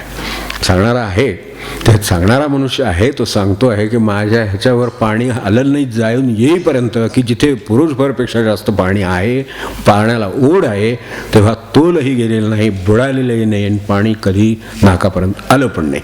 ह्या सगळ्याचा अनुभवाचं काय? तर देव सखा जरी अवघे जग कृपा करी. त्यातलं ते ह्यात जो अग्नीचा जो उल्लेख केला तेच वायूचा आहे, तेच पाण्याचं आहे, तेच पृथ्वीचं आहे. ती त्याला काही होऊन देणार नाही. कशासाठी? म्हणजे आपली संकट वाचवण्यासाठी हा काही मार्ग आहे का? तसं नव्हे. संकटाच्यात जी तीव्रता आहे, संकटाच्यात जी हानी आहे, महाराज म्हणले ते प्रारब्धामध्ये हस्तक्षेप करावा का? करतील का? प्रारब्धात हस्तक्षेप नाही करत. त्याचं कर्म असेल तर भोगायला लावतील, पण त्याच्यावर त्यांची जी नजर आहे ती एवढ्यासाठी की याचं मूलभूत नुकसान होता कामा नये कुठे, एक, आणि दुसरं साधनेवर कुठे येता कामा नये. या दोन गोष्टीसाठी त्यांनी काहीही ते करू शकतात. त्यातलं एक मूलभूत नुकसान नाही कुठलंही. इथपर्यंत पाणी आलं, पाय लटपटले, आता पायचे पण देऊ का त्यांचे? नको. गुरुनी ते करायची काय गरज नाही, ते नाही करत. ते पुन्हा उभे राहिले की थोड्या वेळानं जरा सगळीकडे शांतता झाली आणि उलट लोकच आलं, काय कमाले ते सगळं झालं म्हणजे झाले, पाय लटपटायचे कमी झाले. त्याच्यासाठी वेगळं गुरुनी काय करायची गरज नाही. पण लटपटत होते हे पण खरं आहे, आणि तिथं पाणी गेलं नाही नाका तोंडात हे पण खरं आहे. मग आता ह्या सगळं जे खरं आहे त्याचा विचार मनामध्ये राहिला तर हे ऐसा असोने अनुभव कासावीस होती जीव, हे जे काय आहे ते होणार नाही. कासाविषयी नाही यांच्या जीवाला काही. आता हे एवढा अनुभव घेतल्यानंतर आता ते उडी मार म्हणले तरी पाण्यात उडी मारतील, कारण काय तो अनुभव मागे आहे. एवढ्या तर काळजी करायचं कारण नाही. मग आपल्याला असे किती अनुभव असतील. ह्याच्यातलं प्रारब्धानी महाराज म्हणते तसं दोन गोष्टी आहेत. एक आहे त्यांचं कदाचित ह्या पाण्यातून तिकडून जाऊन येण्याचं त्यांचं प्रारब्ध आहे, तर ते त्यांना पाठवणारच आणि तिकडून वाळू घेऊन यायला लावणारच. ते निमित्त आहे. इतरांना अनुभव द्यायचा आहे, त्याच्यात तो दिलेलाच आहे. त्याच्याबरोबर ती वाळू पण त्यांना दिली, याच्यावरनं ओळखा विवेक वैराग्याची वाळू. वेळ पडली तर माझा देह पाण्याला लागलेला आहे, समजा ते त्या काठावर. आपले नेहमीचं काय, ती त्या काठावर बसलेत. समजा ही तर मला निम्म्या नदीत गेलो आणि बुडालो, पण समजा ही तिथपर्यंत नाही पोचली उद्या, तर मागे या. यात पडू नका थोडक्यात. म्हणजे थोडक्यात आपल्याकडे तेवढं वैराग्य त्याचं आलेलं नाही. ह्याचं जे वैराग्य यायला पाहिजे की इथून गेलो तरी जे होईल त्याला ते मागं बसून नजर ठेवून बसलेले, ते काय करायचं ते करतील. ते तिथून इथं उड्डाण करतील, काय करायचं दुसरा माणूस उभा करतील, त्याला शक्ती देतील, दुसरं उडी टाकून वाचून घेऊन येईल. हे सगळं शक्य आहे. हे ज्याला खात्री आहे ते सख्यत्व आहे त्याचं देवाशी सख्यत्व कुठलं यातलं? खाद्यावर हात टाकून चाललं म्हणजे सख्यत्व झालं असं नाही आहे. त्याच्याशी मनाने हा धागा आहे की ती त्याची खात्री आहे की तो माझा अकल्याण होऊ देणार नाही. त्याने जे सांगितलेलं आहे ते मला करायचं आहे, ही याच्यात जे आणि त्याच्या तेवढ्या प्रेमाची किंवा त्याच्या त्या स्नेहाची खात्री आहे. ती खात्री असल्यामुळे ती खात्री हे सख्यत्व, त्याच्या साह्याने हे वैराग्य आलं आहे. ते जे आलेलं आहे त्या क्षणी तिथून पुढे दुसरं पाऊल पाण्यात जिथे दिसतं की डोक्यावर पाणी जाईल त्या क्षणी सुद्धा तिथे पाऊल टाकावं असं वैराग्य कुठून आलं? त्या सख्यत्वामुळे आलेलं आहे. आणि त्याचा अनुभव त्या सख्यत्वाच्यावर खात्री ठेवल्यामुळं हा अनुभव पुढे आला, जो आज 50 नाही 100 माणसांना उपयोगी पडतो की असा अनुभव आजच्या काळात आहे. आणि हे होतं म्हणजे आता हे किती अलीकडे येऊन सांगावं हा प्रश्न आहे फक्त. तर हे म्हणायचे कोण आपल्याकडे इथं आबा आहेत, आबाने एकदा सांगितली ती गोष्ट. आपल्याकडे गोंधळाला जाताना मोटरसायकलवरून जात तेव्हा पुढच्या पिंगळ्याच्या तिथनं पुढे गेले की घाट, पुन्हा घाट लागतो आपल्या ते मेहमानगडच्या तिथे घाट आहे, तिथे घाट आहे. तर त्या घाटात जात असताना टायर पंक्चर झालं. मोटरसायकल ही एरवी एकदम चांगली ॲव्हरेजला, तेव्हा ती एकदम चांगली, पण जर तिला स्टिफनी नसल्यामुळं ती जर समजा अशी फसली तर मग आपली गती आपण जाणे. तेव्हा जसं ह्या मोठ्या गाड्यांचं असतं की चालते तोपर्यंत राजा आहे, पण गाडी एकदा जर काय झालं तर तो चालणारा ऐटीत चालत जातो शेजारून. जातो कोणी माझा. खरं आहे की नाही, अनुभव आहे बाबा, एवढं खरं. त्यावेळेला तो राजा, कारण तो स्वतःच्या पावला जातो, असलं आहे खरं. तर ते तसं त्यांचं झालं. आणि रात्रीची वेळ 10 वाजता त्या घाटात, आता तिकडे लवकर ट्रॅफिक ही बंद होतात आणि ही जुनी गोष्ट आहे, आता ह्या गोष्टीलाही 10 वर्ष होऊन गेली. तर त्यावेळेला म्हणले आम्ही असे तिथं त्या घाटाच्या वळणावरती गाडी पंक्चर झाली, सावरली, कडेला थांबलो आणि आता टायर पंक्चर आहे, आता काही करता येणं शक्य नाही. आम्ही थोडी तशीच न्यायचा प्रयत्न केला, पण लक्षात आलं की ही होते या अर्थी हलते, त्या अर्थी आपल्याला पुढे जाऊन देणार नाही, आपलं संपलं इथे. आता काय आहे, त्या अंधारात आता बसून राहणे, इथे वाहन नाही येणार, काही नाही, कुठलंही कुठून कुठे जाईल. आज जे ट्रॅफिक आहे त्याच्या काही प्रमाणात सुद्धा ट्रॅफिक त्या काळात नाही. हे अगदी आत्ताची गोष्ट आहे. तर ते म्हणाले की आता या क्षणी काय, आता आपण निघालोय तर खरं गोंधळ आले. आता महाराजांना प्रार्थना करण्याकडे आपल्या हातात काही नाही. महाराजांना म्हणलं व महाराज इथंच आता रात्र काढायची असली काढतो, पण हाय तो आपल्याला माहिती आहे तो परिसर अजूनही त्या अर्थाने सुरक्षित नाही, आपल्याला माहिती आहे. पूर्वीचे खूप लोकांच्यावर हे प्रसंग आलेले आहेत आणि बरोबर आहे, त्या काळात तो म्हणजे त्या काळातली अजूनही काही अनेक प्रकारचे बाहेरच्या परिस्थितीमुळं त्या माणसांच्यावर, जसं आज बाहेर मोठ्या प्रमाणात अगदी सात्विक दरोडेखोरी आहे, इथे तशी आहे. आणि ते ही ह्याची आहे, उघड आहे, पोटापोटी केलेली आहे. तर त्याच्यामुळे वाटमाऱ्या हा नेहमीचा तिथला अनुभव आहे. इतर त्यामुळे आणि नुसती वाटमारी झाली तरी नाही, आपल्याला इजा झाली काय झालं तर ते पुन्हा भय असतं. तर अशा तऱ्हेनं थोडीशी चिंता वाटायला लागली. म्हणून म्हणले आम्ही आपलं त्यांचा दावा केला, बाबा आम्ही बसून राहतो कट्ट्या, तुमची काय इच्छा असेल ते असू दे, त्याप्रमाणे होईल. तर आणि कुठेही काही चिन्ह काही दिसेना, वाहनाचं काही नाही. आणि नंतर थोड्या वेळाने एक टेम्पोवाल्याची लाईट दिसला येताना. टेम्पोवाला जवळ आला, काय झालं, त्यांनी लगेच हात थांबला. काय झालं, काहीतरी झालं असलं तर शक्यतो माणूस थांबत नाही, पण तो थांबला. त्यांनी विचारलं काय झालं, हे असं असं झालं, आम्ही अडकले. ते म्हणले आता उशीर होऊन गेला, हे 10 वाजले, आता याच्यापुढं तुमचं काम होणं अवघड आहे. एक करू आपण, मी चाक आम्ही घेऊन येतो चाक बरोबर, आणि परत काढून आणून आपण नेहमीसारखं ते परत बसून आम्ही जातो. ते म्हणले एवढं करायला वेळ नाही, तुमची गाडी उचला, आपण सगळे म्हणून आत टाकू, सारखं टेम्पोत गाडी टाकू म्हणले, आणि तुम्हाला सोडतो आणि कुठेही आपण पंक्चरची व्यवस्था करू काढायची. म्हणून ते त्यांना घेऊन ते म्हणले इथं आत्ता कुठेही काही मिळणार नाही, आता जायचं तर दहीवडीतच गेल्याची बाहेर, हा अगदी आपल्या परिसरातला आत्ताचा, तर दहीवडीत गेलं तर आपलं काम होईल. म्हणले ठीक आहे, महाराजांची काहीतरी इच्छा असणार, त्याच्याशिवाय हे आपल्याला कोणी असं पाठवणार नाही, तो कोणी त्याच्या गाडीत घालून हे यांना घेऊन सोडायचा कमी कोण करणार. तर तिथे गेले. ते म्हणले तुम्हाला इथलं काय माहिती का, आम्हाला काय माहिती नाही म्हणले. आणि तोपर्यंत गाव बंद झालेलं, तर 10 साडे 10च्या पुढे ही सगळी 11 वाजताची गोष्ट. 11 वाजता रात्री कोण असणार. पण जिथे कुठे त्यांना माहिती होतं, टेम्पोवाल्याला माहिती होतं की त्या गावातले जे कुठे मेकॅनिक आपल्याला मिळेल, तो म्हणलं मी तुम्हाला बरोबर घेऊन जातो, तुम्ही काही काळजी करू नका. त्याने बरोबर जो मेकॅनिक हाक मारलेला जिथं राहतो तिथंच ज्याचं हे आहे गॅरेज आहे त्या ठिकाणी नेऊन उभं केलं. त्यांना हाक मारली, ते बोलून बाहेर आणलं. म्हटलं बा असेच हे अडकलेले ही मोटरसायकल, हे एवढं पंक्चर काढून द्या, काय झालं आहे ते बघा आणि त्यांना मोकळं करा. आणखीन जमले का सगळं, ते म्हणले करायला का करतो म्हणल्यावर ते म्हणले ठीक आहे, मी जरा गाडी मागं घेतो. गाडी मागं घेतली. ह्यांनी इकडे हे त्या ह्याच्यात होते, काय खेळा गेला, काय झालं, किती पंक्चर झाली, काय ते सगळं त्या माणसाने 10-15-20 मिनिटात केलं. नंतर यांच्या लक्षात आलं की मागं आपण बघितलं तर ते टेम्पोवाला घेऊन निदान चहाला तरी जाऊ. मागं कोण आहे, मागं कोणच नाही, टेम्पोवाला पण नाही, पैसे पण नाही, त्याचं काय ट्रेस पण नाही, काहीच नाही. मी म्हणतो तो खरा आहे का खोटा आहे. महाराजांचा एवढं खरं, बाकी आपल्याला माहिती आहे, कारण हे डोळ्यासमोर बघितलेलं आहे त्यांनी. तर हे आत्ताची गोष्ट आहे. देवसखा जरी जग अवघे कृपा करे. आता कोण त्या मेकॅनिकचे काय संबंध, ह्यांना तिथून तिथपर्यंत पोचणं अवघड, आणि हे मात्र हे काढून रात्री 12 वाजता पुन्हा गोंधळत. म्हणून ते म्हणतात देवसखा जग अवघे कृपा करे, देवसखा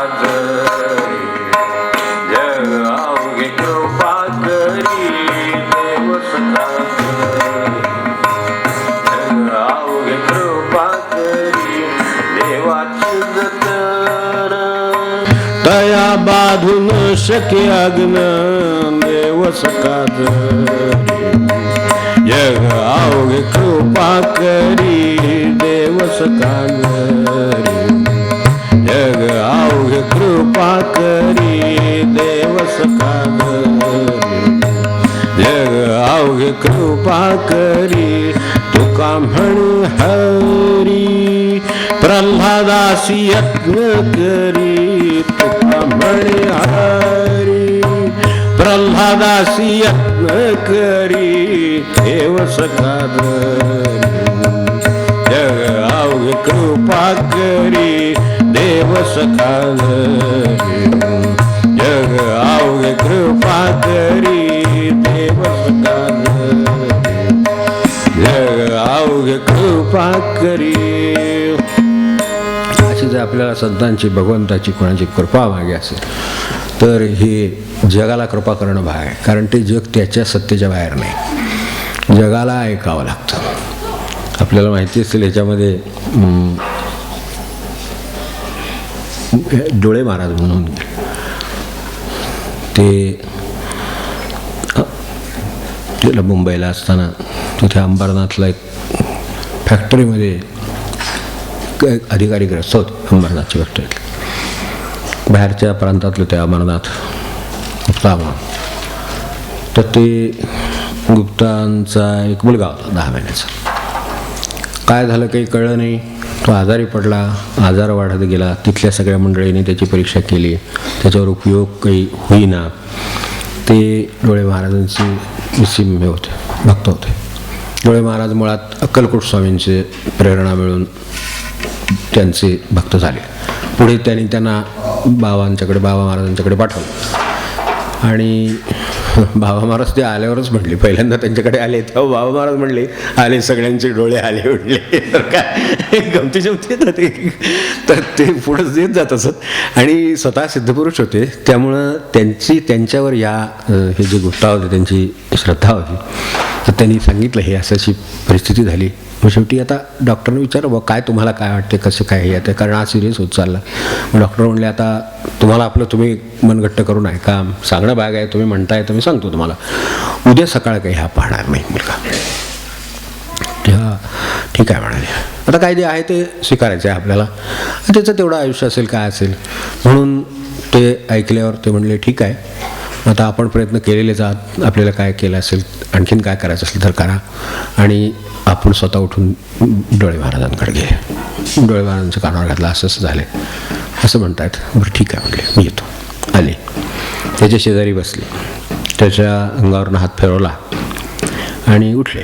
म्हणाले उद्या सकाळी हा 8 वाजता उठून बसेल म्हणले. असं काहीतरी आहे बाबा या जगामध्ये. आणि हे आजच्या काळातली गोष्ट आहे, ही गोष्ट 55-56 सालातली आहे.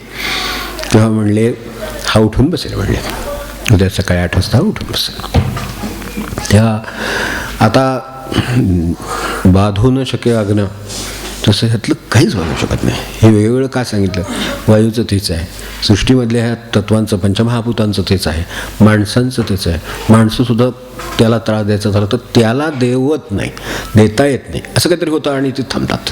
तो माणूस त्याला त्रास देत नाही, तू जगाला त्रास देतो, त्याला देत नाही. देव सखा जरी, कारण ते देवाचा माणूस असल्यामुळे ते त्रास द्यायच्या वेळेला त्याची बुद्धी फिरते, नको याला त्रास द्यायला असं वाटतं, सोडून देतो. आपण बघा ऑफिसमध्ये किंवा कुठेही असा अनुभव आला असेल की तो मनुष्य त्रास देणार म्हणून प्रसिद्ध आहे, पण आपलं नामस्मरण चालू असेल किंवा आपली जर श्रद्धा तीव्र असेल, आपल्याला काही करीत नाही. एरवी सगळ्यांच्यावर काय ते चालू असतं त्याचा गोंधळ, पण आपल्याला काही त्रास नाही. देव सखा जरी, आपली तेवढी ती सख्यत्व देवाशी जेवढं असेल तेवढा याचा अनुभव वाढेल. जेवढं सख्यत्व असेल तेवढा अनुभव आल्याशिवाय राहणार नाही. पण जितकं सख्यत्व दाट आहे तितका अनुभवही दाट आहे, यात शंकाच नाही. तर तसं हे म्हणाले ठीक आहे, नाहीतरी डॉक्टरांनी सांगितलेलं आहे, आपण मनाची तयारी केली. डोळे महाराज म्हणतात तर काय होईल ते सकाळी कळेल आपल्याला. सकाळी बरोबर 8च्या दरम्यान तो मुलगा 10 महिन्याचा, त्याला इतका अशक्तपणा आलेला, जो जायला टेकलेला आहे, त्यांनी एक केलं, तो उठायची धडपड करायला लागला. 8 वाजता हालचाल सुरू झाली आणि उठायची धडपड सुरू झाली. तो उठून बसेल म्हणले होते, तो खरोखरच उठून बसायची धडपड सुरू झाली. आणि थोड्या वेळाने त्याला ते जमलं. बाकीच्या गोष्टी जशा पाणी या गोष्टी गेल्या तसं त्याला ते पुढे जमलं. 8 वाजता हा उठून बसेल, 8 वाजता तो उठायला लागला. हे आज घडतं.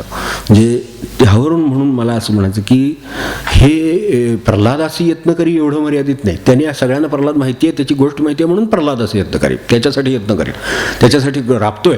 हे त्याचं उदाहरण पटकन लक्षात येईल म्हणून दिलेलं आहे. बाकीची सगळी उदाहरणं आजूबाजूला पसरली, आजूबाजूला आपल्या स्वतःच्या जीवनात आपण बघितलेली उदाहरणं असतील, तर तिथे काय सांगा. ह्या खऱ्या अर्थाने आपण हे लक्षात ठेवावं की हे आहे ठीक आहे, नोकऱ्या आहेत, पदवी आहेत, प्रमोशन आहेत, लग्न मार्गी लागणे, अमका आहे तमका आहे, 17 गोष्टी आहेत प्रपंचात माणसाच्या. त्या सगळ्या करण्यासाठी देव बसला असा त्याचा अर्थ नाही. तो एकच करण्यासाठी बसला आहे, म्हणजे हे होणं हे चांगलंच आहे आणि व्हावं ते होतंच. फक्त त्यात आपलीच कर्मही काम करत असतात, हे लक्षात ठेवावं. ते लक्षात ठेवता येतं कृपेमुळं. कृपेचा फायदा काय की असं का झालं हे कळतंय. त्याचा त्रास होत नाही, कासावीस होत नाही जीव. समजा प्रपंचात प्रसंग आला तर जीव कासावीस होत नाही, कारण इकडे श्रद्धा आपली अशी आहे की देव माझा सखा आहे, तो माझं अकल्याण करणार नाही. तर ही खात्री असल्यामुळं कल्याणाच्या वरच्या त्याच्या खात्रीमुळं प्रपंचातल्या प्रसंगात शांत राहतात, कासावीस होत नाही. प्रसंग त्यांनाही आहे, भक्तालाही आणि अभक्तालाही आहे. अभक्ताला कासावीस होऊन पळापळ करायची वेळ येते, भक्ताला कासावीस होऊन काही पळायची वेळ नाही. काय करायचं ते करायला पाहिजे. आता औषध द्यायचं औषध द्यायला पाहिजे, दवाखान्यात द्यायचं द्यायला पाहिजे, हे सगळं आहे. पण कासावीस होण्याची काही गरज नाही. आणि भविष्याची शंकेनं काळजीनं जे संकट वाढवतं ते वाढवत नाही. कारण काळजी करायचं ह्यात काही कारण नाही. काळजी करायचं ते आहेत, ते त्यांनी करायची, ते करतायत बरोबर. काय करायचे ते मग ते करतील. मग ते लग्न असेल, त्याचं काय आणखी नोकरी असेल, नाही तर काय शिक्षण असेल, हे लागेल मागे बरोबर. कारण अवघं जग जिथं कृपा करतात तिथं ह्या सगळ्यात याच्या पलीकडे का तो आहे. आपण आहोत स्वतः किंवा कोणाचा असेल तर तो का त्याच्या पलीकडे काय आहे, त्याचं काम होईलच. तर ह्यासाठी एक आहे मार्गी लागेल म्हटल्यावर ते लग्नाच्या मामांची आठवण झाली. मामानं ते नाही का सांगितलं त्या माणसाने, मागे एकदा बोललो होतो आपल्याला की सकाळ सकाळी त्यांच्याकडं आले मामांच्याकडं मी घेऊन साखर द्यायला. म्हणले गुरूंची मोठी कृपा झाली. वा, एवढा आनंदाचा क्षण नाही की एखाद्या गुरुची कृपा व्हावी. म्हणले काय झालं काय विशेष, म्हणजे कृपा तरी मला कळू दे. म्हणले ह्या साखर घ्या. म्हणले गेली 4-5 वर्ष मी एकटा, माझ्या मग कोण नाही बघणारं, 5 वर्ष माझ्या लग्नाचं बघतोय, काहीही जमायला तयार नाही. काल ठरलं साखर. मामा खुश. मामा म्हणाले आनंदाची गोष्ट आहे, पण एक लक्षात ठेवा, हे लग्न ठरलं. ही खरं सांगायचं तर ही काही खरी गुरुकृपा नव्हे. ठरलं ही चांगलीच गोष्ट आहे, त्याबद्दल काही नाही, ते गुरुकृपेनं सुद्धा होतं. पण खरं सांगायचं तर व्यवहाराने आपल्याला स्वीकारायला कुठलीही माऊली तयार नव्हती. ती जी माऊली तयार झाली तिची कृपा. एवढं लक्षात ठेवा. आणि हे खरंच आहे की आता ही सुद्धा कृपाच आहे की नाही मला सांगा. फिरवून फिरून पुन्हा ते तिथंच येणार आहे. तिला तरी बुद्धी का व्हावी, ज्या माणसाचे कोण 5 वर्ष लग्न करायला तयार नाही त्याच्याशी तिनं लग्न करायला तयार व्हावं, म्हणजे त्या माऊलीची कृपा आहे. आता तिला ती कृपा करावी अशी बुद्धी कोणीतरी दिलीच असेल ना, ती गुरुकृपा असेल. हे बरोबर आहे. पुन्हा उत्तर शेवटी तिथेच येईल. पण मामा कसे सावध करीत ते त्यासाठी की याच्यापेक्षा मोठी कृपा भगवंत करतोय, तिकडे लक्ष द्या, हे सांगण्यासाठी हा मुद्दा आहे की ह्याच्यापेक्षा मोठी कृपा त्याची आहे. तर त्यांनी तिला बुद्धी दिली म्हणून तिनं आज हे म्हटलं, म्हणून तुमचा प्रपंच मार्गी लागला. तर आता प्रपंचात भगवंताचं अनुसंधान ठेवून तो करा. कारण खरी कृपा ज्याची आहे तो तुम्हाला सगळीकडेच लागणार आहे. आज तो तिच्या रूपाने उभा राहिला, तो उद्या मुलांच्या रूपाने शेजाराच्या रूपाने उभा राहील, काय असेल ते त्या सगळ्यासाठी तो उभा राहील याची जाणीव ठेवा. यासाठी संत आणखीन पुढे एक पाऊल टाकून दृष्टी देतात की ही कृपा आज तुम्हाला जगाने केलेली दिसते, आज ही वायूने केली, ही पाण्याने केली, हे यांनी केली. त्याला काय कृपा करणारा देव सखा लागतो. तर तो मूळ जर जोडून ठेवलात तर इतकं करायची गरज नाही. महाराज विनोबा म्हणायचे पत्रिकेवर हे बघ, ते बघ, ग्रह बघ, अमकं बघ, तंक बघ, इतक्या सगळ्यावर श्रद्धा ठेवता म्हणले. त्याच्यापेक्षा हे सगळं निर्माण करणाऱ्या एकावरच श्रद्धा ठेवा की म्हणले. हे काय म्हणले, त्या माणसावर श्रद्धा, पत्रिकेवर श्रद्धा, याचं म्हणले इतक्या सगळ्या करण्यापेक्षा एक ते जे ज्यांनी हे सगळं निर्माण केलेलं आहे ते एका निर्मात्यावर म्हणले, एका भगवंतावर श्रद्धा ठेवा. सगळं त्याच्यात आलं की तो तेजणारच नव्हते काय असेल ते पुढचं. तेव्हा हे म्हणले करण्यापेक्षा तिथं श्रद्धा ठेवा. हे प्रत्येकी व्यवहाराची उत्तर आहे ती व्यवहाराने ते होईलच म्हणले काय ते. तेव्हा तसं एक देव सखा असला तर हे पुढचं होत नाही. तर सखा देव असावा. यासाठी आपल्याला काय करता येईल आणि ते कशावरनं ठरेल की आपल्या देवाचं सख्यत्व कसं जमवता येईल. सख्यत्व आपल्याला व्यवहारामध्ये सख्यत्व माहिती आहे, ते त्यांचे मित्र आहेत, जवळचे मित्र आहेत असं म्हणतो. याचा अर्थ काय जवळ राहण्यासाठी काय कायम जवळ राहतात असं असतं का, तो एक भाग झाला की ते सहवासाने जवळचे आहेत, पण त्याहीपेक्षा ते मनानं जवळचे आहेत. दुसरं, आपण एखाद्याशी सख्यत्व करायचं झालं तर व्यवहाराने काय करतो तोही विचार करावा. आपण त्याच्या आवडीनिवडी जाणून घेतो, त्याच्यानुसार वागायचा प्रयत्न करतो, बरोबर राहायचा प्रयत्न करतो, त्यांनी म्हणलेलं करायचा प्रयत्न करतो. हे सगळे मार्ग आपले त्याच्याशी सख्यत्व करण्याचे आहेत ना, व्यवहाराचे तरी आपल्याला माहिती आहेत ना, तेवढे जरी भगवंताबद्दल केली तरी खूप आहे. भगवंताला काय हवं आहे, निरंकार हवा आहे, मनुष्य निरपेक्ष मनुष्य हवा आहे, काळजी न करणारा हवा आहे. आपली जी यादी वाचतो आपण, अमानित्व मदंभित्वम चालूच आहे आपला पुढच्या रविवारी, अमानित्व मदंभित्वम अहिंसा क्षांतिरार्जवम, हिंसा करीत नाही. हा ठीक आहे, म्हणजे आपल्याला सुद्धा अहिंसक राहून जर जगात राहता आलं तर देवाचं सख्यत्व साधेल. हा मुद्दा आहे. मूळ असं आहे की देव अहिंसक आहे या अर्थाने, त्याच्या मनात सुद्धा हिंसेचं येत नाही. तर हे जे आहे ते मला साधलं तर बरं होईल. तर अहिंसा क्षांतिरार्जवम, क्षमा करण्याचा देवाचा स्वभाव आहे. देवाचा स्वभाव आहे तोच त्याच्या ह्या लेकरांचा स्वभाव आहे. म्हणून पृथ्वीचं सारखी क्षमाशील कोण नाही. आपण पृथ्वीशी काय वागतो हे आपण ठरवा. आपण पृथ्वीला पाय देऊनच सुरुवात करतोय चालायला, इथपासून विचार करावा आणि मग पृथ्वीचा आपण काय काय करतो आहोत तरी ती क्षमाशील आहे. कुठली पृथ्वी कोणा अंगावर धावून आली अजिबात नाही. कुठला दगड एकदा कोणा अंगावर जाऊन पडला असं नव्हे. यात गुरुत्वाकर्षण नव्हे बरं का. दगड वरून सुद्धा पडू शकतो. नाही ते एखादा म्हणायचा असा काही दगड. अलीकडे विज्ञान म्हणजे काय बोलायचं काम नाही. हे सगळे वैज्ञानिक दृष्टीची झालीत माणसं.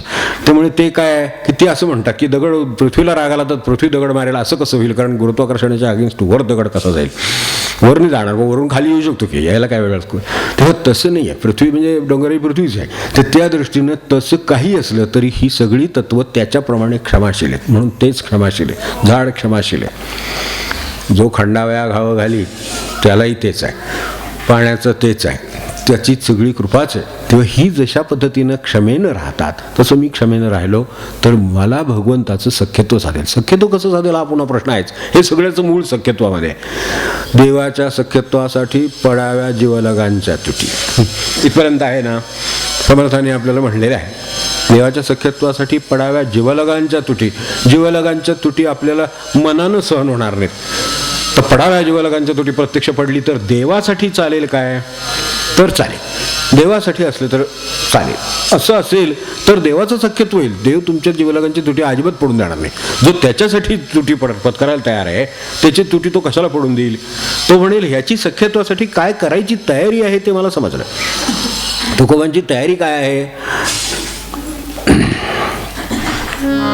माझी मनीचा जाणा हा निर्धार, माझी मनीचा जाणा हा निर्धार, गणये मनीचा जाणा निवासी उदार झालो आता, निवासी उदार झालो आता, माझी मनीचा जाणा निर्धार निवासी उदार झालो आता. तुझं विण तुझे न धरी आणिका, तुझं विण तुझे न धरी आणिका, भय लज्जा शंका टाकी येली, भय लज्जा शंका टाकी येली. हे तीन गोष्टी आडतात. लज्जेन मनुष्याला भजन म्हणायला अवघड वाटतं, आता मला याला अवघड वाटतं. हे सगळं ह्याच्यातलं बाहेरचे भय लज्जा आणीचं सोडूनच द्या. पण भय लज्जा शंका हे सगळं मी तुझ्यासाठी टाकून दिलं. तुझं वेणं तुझे न धरी आणिका, भय लज्जा शंका टाकी येली, तुझं वेणं तुझे न धरी आणिका, भय लज्जा शंका टाकी येली. ठाईचा संबंध तुझं मज होता, ठाईचा संबंध तुझं मज होता, विशेष अनंता केला संती, विशेष अनंता केला संती. तुमचा माझाच खरा संबंध होता. खरं सांगायचं तर गुरुचा. जसं महाराज खातं असतं तिथं जावं लागतं म्हणले तसं आहे. तो पूर्वीचाच तुझा माझा संबंध होता. तसा भगवंताचा संबंध हा आद्य संबंध आहे सर्व संबंधामधला. आपण म्हणतो ना आईचा संबंध सर्वात आद्य. म्हणून पहिल्यांदा मातृदेवो भव, पितृदेवो भव, मग आचार्य देवो भव, मग सगळं पुढचं आहे. तर तसं तो आद्य संबंध आहे. तर आपल्या कळण्यात आपल्याला आईचा संबंध आद्य. म्हणून इकडे यांच्या भाषेत परमेश्वराचा संबंध आद्य, कारण आईला निर्माण करणारा त्याच्या निर्माण करणारा शेवटी आद्य संबंध परमेश्वराचा. त्यामुळे तो सर्वात तुझा माझा संबंध होताच आधीचा, फक्त तो विशेष करून लक्षात संतांनी आणून दिला म्हणून मला कळला. तुमचा माझा संबंध आधीचाच होता. ठाईचा संबंध तुझं मज होता, विशेष अनंता केला संती, जीव भाव तुझ्या ठेवियला पायी, जीव भाव तुझ्या ठेवियला पायी. जीव भाव दोन्ही जीवही ठेवलाय भावही ठेवलाय. काही वेळ जीव ठेवलेला नसतो पण त्यात भाव नसतो. जीव ठेवलेला आहे असं म्हणतो पण आता काय करणार त्यातलं आहे. मंडई आणली पाहिजे पण मग आपल्याला आणायची असं नाही आहे. आता काय करणार त्यापैकी आहे. तर तसे नाही, मलाच करायचं आहे ते काम, मलाच करायची आहे मदत, मलाच मग करायचं आहे. भाव आहे त्याच्यामध्ये की माझं हे काम आहे, मनापासून करायचं आहे, प्रेमाने ते करायचं आहे. म्हणून ते जीव आणि भाव दोन्ही लागतील. तर जीवभाव हा एका अर्थाने हा असा आहे की जीवावर असलेलं प्रेम तेही टाकून दिलेलं आहे आणि जीव आणि भाव दोन्ही ठेवलेत हेही आहे. तेव्हा जीव भाव तुझ्या ठेवियला पायी, हेची आता नाही लाज तुम्हा, हेची आता नाही लाज तुम्हा. तुका म्हणे संती घातला हवाला, तुका म्हणे संती घातला हवाला, नसोडी विठ्ठला पाया आता, नसोडी विठ्ठला पाया आता. माझी मनीचा जाणा निर्धार, जयासी जीवासी उदार झालो आता, जीवासी उदार झालो, जीव सुद्धा द्यायला तयार झालो. तुझं विण तुझे न धरी, आणि मनी दुसरं तुझ्याशिवाय काहीही. काय मनामध्ये असंख्य गोष्टींचा व्यवहार करणं ही माणसाला इलाजच नाही. असंख्य गोष्टीत त्याला लक्ष घालायला लागेल. त्याचे संबंध आहेत, त्याचा व्यवसाय आहे, त्याचा व्यवहार आहे, त्याचे नातेवाईक आहेत, किती गोष्टी आहेत, सगळ्याला मन घालावंच लागतं. पण खरं घट्ट धरून काय ठेवलं तर हे ठेवले, तुझे वेळ नाही. म्हणजे त्याच्या बाजूनं दुसरी जी गोष्टी आहेत त्या सगळ्या तडजोडीच्या आहेत. तुझी तडजोडचे नाही, तुझ्याशी तडजोड नाही, गुरुशी तडजोड नाही, संतांची तडजोड नाही, देवाशी तडजोड नाही. तिथे असेल ते जे काय असेल ते, आणि बाकीचं जे आहे ते त्याप्रमाणे जे बसेल तेवढं जमेल तेवढं आपलं असतंच की. एखादा समजा एखाद्याच्या आज्ञेत राहणार असला घरात तर त्यात तडजोड नसती, बाकीचं सगळं मग काय वडील आई काय असं जाता असावं, काय हरकत नाही, चांगली गोष्ट आहे. पण जे जे काय काय ज्याचं ज्याचं असेल त्याच्यात काही गोष्टी अशा असतात प्रत्येकाच्या. एक वडिलांच्या सांगण्याचं समजा तर वडील सांगतील त्यात तडजोड नाही, तिचं काय म्हणेल हे सुद्धा नाही, ते काय म्हणतील हे पण नाही, ते काय कोणाचं तरी असं असतं. ते जे आहे ज्याच्यात तडजोड नाही ते आपलं देवाचं असावं. ते नातं देवाशी असलं की आपल्याला काय करावं सख्यत्वासाठी ते कळलं आणि त्यासाठी आपण ते करायला तयार आहोत असा अर्थ झाला. त्यामुळे सख्यत्व काय हे आपल्या समोर असावं आणि मग हे सगळं. आणि हे जर असेल तर जीव कासावीस होऊ नये वाटतं. खरं सांगायचं तर त्या क्षणी थोडं हलतं मन, ते हलतंय तोपर्यंत अजून देवाचं सख्यत्व करायला अगदी सोपं म्हणजे शेवटी नामच की आपल्याकडे, दुसरं काय. आठवण ठेवायला साधन काय, विसरतो म्हणून कासावीस होतो. मग आठवण ठेवायला स्मरण आलं, स्मरणाला नाम आलं, म्हणून सर्वात जवळचं आपल्याकडे नामच. म्हणून ते जवळसारखं ठेवलेलं असलं की शंका उद्भवत नाही, ही कासावीशी उद्भवत नाही. काही प्रसंग असू देत, जीव कासावीस व्हायचं कारण नाही, जीवावरचं आहे. जीवावरचं असलं तरी जीव कासावीस कशाला करायचं, ते येऊ दे की जीवावर. जीवावर आलं तर कासावीस करायचं काय करणार नाही. आणि जर समजा ते येणारच नसलं आणि टळणारच असलं तर कासावीस करून काय उपयोगही नाही, काय कासावीस व्हायचं कारणही नाही. मग असं जर राहिलं तर मनुष्य आनंदातच आहे कायम. तर असे आपण ह्या सत्पुरुषांच्याकडे पाहिलं तर आपण एवढे शांत कसे काय, तर ते म्हणतात शांत अशांत राहण्यासारखं आहेच काय, भगवंतच मुळात. म्हणून तुझं माझं आद्य आत्ता मुद्दाम जो अभंग घेतो तो एवढ्यासाठी घेतला की भगवंताचा आपला खरा आद्य संबंध त्याचा आहे. तर तो आणि तो इतका जवळचा आहे की त्याच्या जवळचा सारखा दुसरा संबंध नाही, कारण तो तुटतच नाही कधी. आत्माराम जर आपण म्हटलं, आपण त्याला जर अंतरीचं चैतन्य म्हटलं, काहीही म्हटलं, कुठलं रूप बाहेरचं द्यायचं ते रामकृष्णारी आपण टाळवा, पण हे जे काय आहे त्याचा संबंध आपल्या अंतरंगाशी जिथे आहे तिथे तो नसला तर मी नाहीच आहे. आणि तो आहे म्हणूनच मी आहे, म्हणजे सर्वात महत्त्वाचा आणि एकमेव सर्वात जवळचा संबंध तो. त्या अर्थाने तो सख्यत्व आहे देवाशी.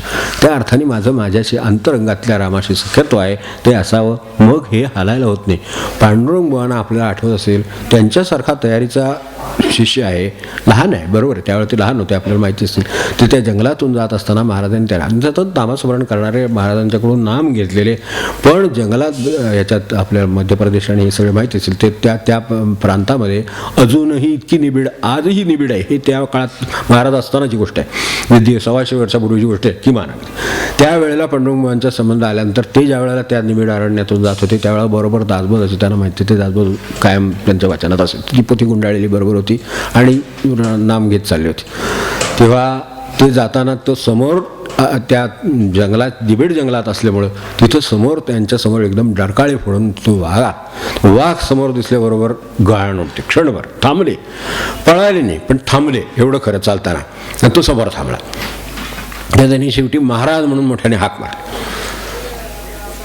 तो महाराज दुसऱ्या क्षणी महाराज तिथं बाजूला हजर झाले. पण महाराज काय म्हणले, मी नामात आहे हे आपलं ठरलं नाही आहे का, आणि कसं दाखवायला आलं पाहिजे, मी आहेच की, आता नामात आहे हे दाखवायला मी आलो, पण तुला नाम पुरेसं आहे. म्हणजे खरं सांगायचं तर नामात मी आहे, हे आणखीन काही वेगळं सांगायला पाहिजे का. म्हणजे इतकं ते त्या क्षणी हलण्याची शक्यता इथपर्यंत आपल्याला तयारी करायची आहे. त्या क्षणी सुद्धा नामच. तू खाणार असेल तर नाम घेताना का, तुला खायचं असलं तर, नाहीतरी काय तुझ्या पुढं माझं काय चालणार नाही, तर ठरलेलंच आहे. तो एवढा व्याघ्र एवढा पशु आहे की त्याच्या ताकदीपुढं आपलं काय चालणार आहे, आपलं काय चालणार नाही. मग नाम घेता घेता जाऊ, नाहीतरी नाम घेता घेता जावं म्हणतातच. ही वेळ आपली असेल यानं जाऊ, पण ते नाही. त्या क्षणी असं वाटतंच कुठेतरी महाराज काय ठीक आहे, महाराज आहेत ते कृपाळू आहेत, तो देवसखा जरी काय कारण महाराज येऊन उभे राहिल्यावर ते वाघ निघून घ्या, तो काही प्रश्न पुढे आला नाही, ते येणारही नाही कधी. पण हे त्या क्षणी सुद्धा तिथं म्हणून म्हटलं, अगदी पुढं गेलं तर अगदी पांडुरंगांसारख्या माणसाच्या ठिकाणी सुद्धा इथे परत ते आहे. आणि ते म्हटलं तिथपासून मला परत कधी नामाबद्दल शंका आली नाही. झालं की मग आणखीन काय, त्यासाठी एवढा प्रसंग सुद्धा बास व्हावा, एखादा असाच प्रसंग की ज्यामुळे एक कायमची श्रद्धा नामावर बसेल, असं सुद्धा व्हावं. तर ह्या सगळ्यातनं कासावीस व्हायची गरज नाही. आणि थोर सत्पुरुष आहे. आता तात्यासाहेब किती आपल्याला काय सांगू, आली वेळ आपली, तर शेवटचं फक्त तात्यांची आठवण करतो सर. तात्यासाहेबांच्याकडे आपल्याला माहिती आहे ना, त्यांच्या मुलाबाळा परिवार मोठा होता, मुलगा तसा एक जगला, पण आपले दिनमावा. पण बाकीची मुली होत्या, त्यांची लग्न झाली, तर ती लग्नाच्या मुली घरामध्ये, तर ती मुलगी लग्नाची घरात आहे. आता बरोबर आहे, वयानुसार ह्याची काळजी वाटते माणसाला, तर बाकीची माणसं ही कधी काळजी करताना त्याचे दिसले नाहीत, कधी कासावी झालेली नाहीत, कधी काळजी नाही. मुलीचं लग्न व्हायचं, मुलीचं लग्न व्हायचं, तर हे बाकीच्यांना काळजी, येणाऱ्यांना बघणाऱ्यांना. बरोबर आहे, बरेच वेळा असंच असतं, आपल्यापेक्षा सुद्धा इतरांना खूप आपली काळजी असते. तर त्याप्रमाणे इतरांनी, तेव्हा तात्यासाहेबांनी एकदा विचारलं की तात्या, आपल्याला ही मुलगी लग्नाची आहे, तर तिची काळजी नाही का वाटत? आपण कधी असं काही कासावी झालाय, काळजी झालाय, महाराजांना सांगितलं आमकं केलं तमकं केलं, काय तुम्ही काय दिसत नाही तसं काय करता, तर आपल्याला त्याची काळजी नाही का वाटत? मी म्हटलं काळजी करण्यासारखं काही नाही, महाराज आहेतच, त्यामुळे ह्याच्यात काही काळजी करण्यासारखं नाही, फक्त ती इकडून तिकडे जाते, घरात दिसते कधीतरी, मी कामात त्यांच्या मागं सतत माणसं, तर त्यांना कुठे सवड आहे, पण कधीतरी ती दिसते जाताना येताना, तेव्हा आठवण होते म्हणले की ते आपल्याला करायचं आहे काम. म्हणजे काय पत्रिका त्याच्या अशी प्रपंचिकाची तयारी, म्हणजे योग्याच्या पुढची तयारी झाली की नाही मला सांगा. तिचं काही दुर्लक्ष केलं की त्यांनी? उत्तम स्थळावर सगळं चांगली वेळ आली, ती सगळी उत्तम ठिकाणी आहेत, सगळं आहे. त्यातली एक मुलगी ती मला भेटली बडोदीमध्ये, त्या ज्या काळ्यांच्याकडे राहणार होत्या त्यावेळी मला ते, तर ती सगळी चांगल्या ठिकाणी गेली, ती महाराजांच्या कृपेनं गेली, व्यवस्थित सगळं झालं. पण ह्यांना विचारलं तर हे कसावीस आहेत का, काय काळजी नाही, आठवण होते. म्हणजे आपल्या कर्तव्याची, कामाची माणसाला प्रपंचात आठवण असावीच, हे तर बरोबरच आहे, पण महाराज आहेत म्हटल्यानंतर काळजी नसावी, हे पण बरोबर आहे. हे सांगणारी माणसं आजच्या काळात आहेत. देव सखा जरी अवघे जग कृपा करील कोणतरी कृपा, त्यावेळेला ती होईल, कोणाला तरी बुद्धी होईल, महाराज योग्य ते काय ते करतील. तर असं आहे, एवढं लक्षात आलं. आणि या निमित्ताने जर हे केलं तर आपल्याला याचा अनुभव स्वतःला, आणि ते म्हणलेत ना, खरं सांगू की जे मला त्यातलं ते दुसरंच फार आवडलं की ऐसा असोनी अनुभव कसावीस होती जीव, ऐसा असोनी अनुभव. खरं सांगायचं तर आपल्याला शिक्षणाच्यात आला आहे, बाहेर जाताना आला आहे, प्रवासात आला आहे, चोरी झाली मारे झाली त्यावेळेला आलेला आहे, कधी कोणीतरी फसवणूक केली त्यावेळेला आला आहे, कधी आपली फसवणूक होणारी टळली याच्यात आलेला आहे. असंख्य ठिकाणी हा अनुभव आलेला आहे. ज्याचा परिचय नाही अशा ठिकाणी गेला, आपल्याला कोणी ओळखत नाही, आपल्याला एकटं वाटतं, त्या ठिकाणी अनुभव आले. किती प्रसंग प्रत्येकाच्या आयुष्यात असतील, जिथे जिथे त्यांनी सावरलं म्हणून हे सावरलं, हे खरं सांगायचं तर त्या क्षणी कळतं. पण नंतर ते विसरायला होतं, पुन्हा नवीन प्रसंग आला की परत कासावीस होते. म्हणून त्यातलं खरं लक्षात ठेवण्यासारखं मी एकच बघितलं की देवाचे जे अनुभव आहेत तेवढे कधी विसरू नये. तेवढं जरी झालं तरी शक्यतो चालेल. चला बस, आपल्याला वेळ झाली, थांबू. पुढचा रविवार आपला शेवटचा 23 तारीख ज्ञानेश्वरीचा. ज्ञानात शक्य होईल, बुद्धी शक्ती बुद्धी देतील त्यांनी यावं.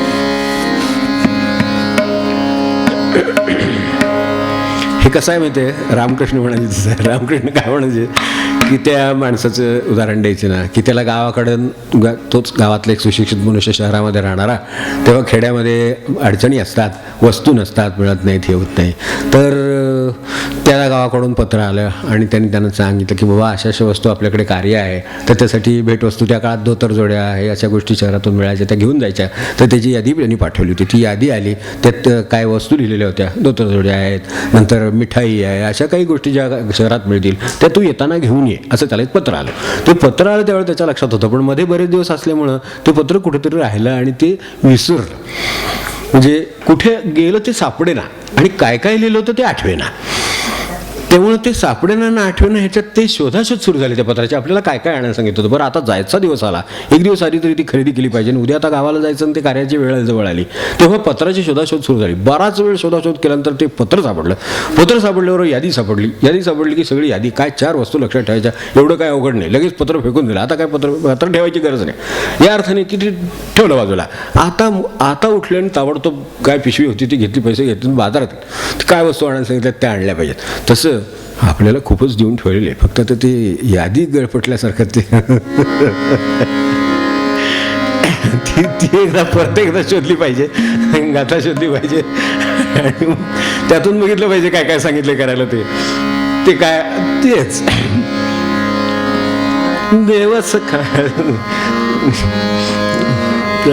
कृपा करी देव सखा जग अवघे कृपा करी देव सखा जग कृपा करी ऐसा असोनी अनुभव जिचा विष होती जीव ऐसा असोनी अनुभव कासा विष होती जीव देव सखार जग अवघे कृपा करी देव सखार जग अवघे कृपा करी देवाची जत तया बाधू न शके अग्न देवाची जतन तया बाधू न शके अग्न देव सखार जग अवघे कृपा करी देव सखार जग अवघे कृपा करी तुका म्हणे हरी प्रल्हादासी यत्न करी तुका म्हणे हरी प्रल्हादासी यत्न करी देव सखा जरी जग अवघे कृपा करी देव सखा जरी जग अवघे कृपा करी देव सखा जरी जग अवघे कृपा करी